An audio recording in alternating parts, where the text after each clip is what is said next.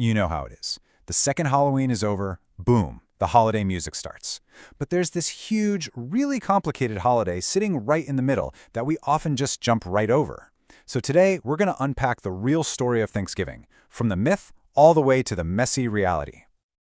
Yep, Thanksgiving. And trust me, it's so much more than just a giant meal before a long weekend.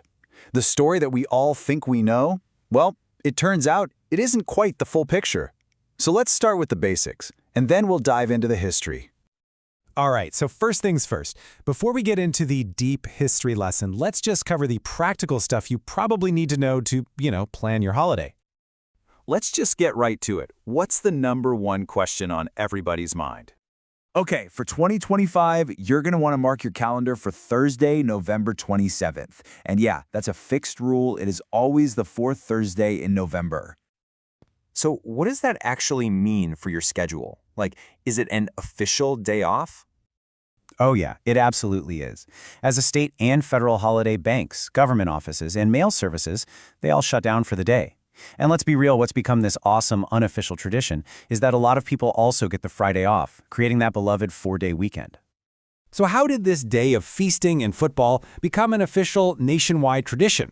Well, the journey from just a single proclamation to a federal law actually involved a few key moments in history.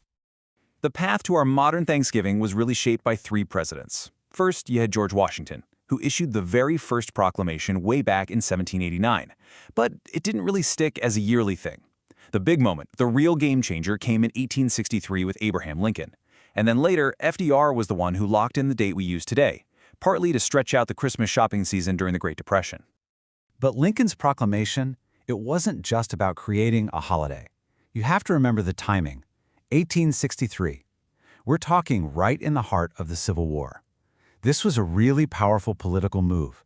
It was an attempt to find some kind of common ground, some sort of unity, in a nation that was literally tearing itself apart.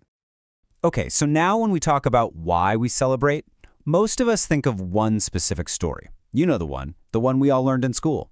Let's revisit that 1621 feast.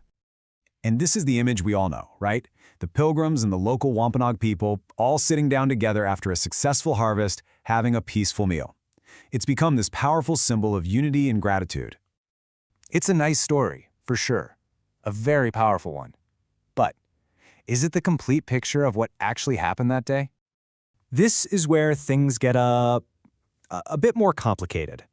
Let's re-examine the historical record of that so-called First Thanksgiving. This quote really gets right to the point.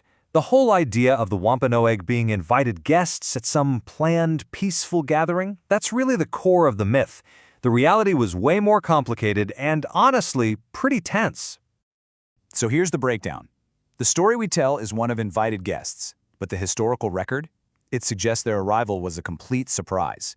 They didn't show up with a dinner invitation, they came ready to investigate what they thought was a potential threat. So here's how it most likely went down. The Pilgrims' celebration got a little loud, a little rowdy, and they started firing their guns in the air. The Wampanoag heard all this commotion and, fearing an attack, sent their warriors over to see what was happening. So they arrived prepared for a fight, not for a feast. It was only after they realized it was just a celebration that they eventually decided to join in. So after unpacking that much more complicated version of the story, what's the takeaway? I mean, why does getting this detail right actually matter? Ultimately, I think it shows us that history isn't static. It's not something that's just set in stone. As we start to include perspectives that were ignored for centuries, like that of the Wampanoag, our understanding of events like the First Thanksgiving becomes richer, more accurate, and just way more complete. And this really leaves us with a bigger question, doesn't it? The story of Thanksgiving has clearly evolved.